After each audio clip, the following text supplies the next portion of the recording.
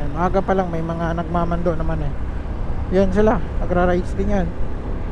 Baka papunta din silang Monte Maria, no? Baka ang daming tao ngayon siguro doon.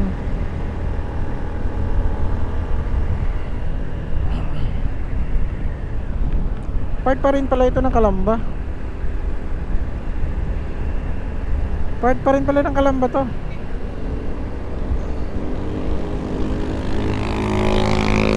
Entering pa lang tayo ng ano. Wow, smooth na dito. Entering pa lang pala tayo ng Batangas. Masarap talaga pag ganitong daan, no? Asphalt to. RSX.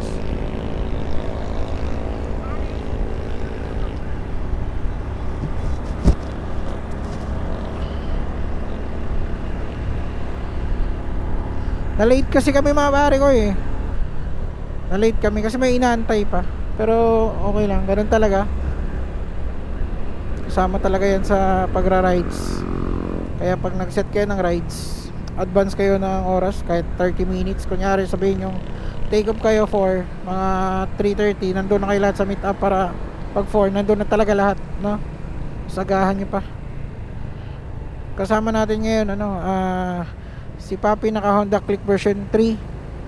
Tapos si Jason naka Honda Click version 3 din, no? Shoutout sa mga kasama natin. Tapos ito si MJ, jowa niya, asawa niya, naka Honda RS 125, no? Tapos yung mga kasama pa natin sa likod, si Benji naka Sniper 150 version 2. Tapos yung isa, kapatid ni Benji, naka MIUI 125.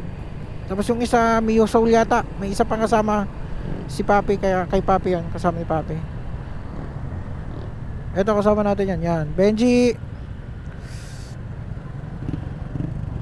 Shout out sa inyo.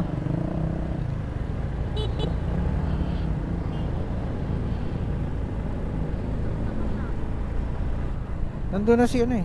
Ayan ah. Ito si Uji. Nandun si Papi. Ito si ano. Tayo na si Papi.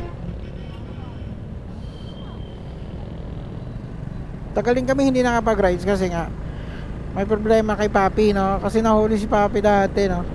Nahuli siya. Hindi kasi siya aware doon pala sa plaka na kailangan pag nag-ano ka, sa plaka ka na makabase. Dapat doon ka na makabase, no? Kaso hindi niya alam kasi sa UR pa rin siya. Bago lang siya nakamotor. So, ayun. Ayan, kasama natin yan. MIUI 125. Kapatid ni Benji.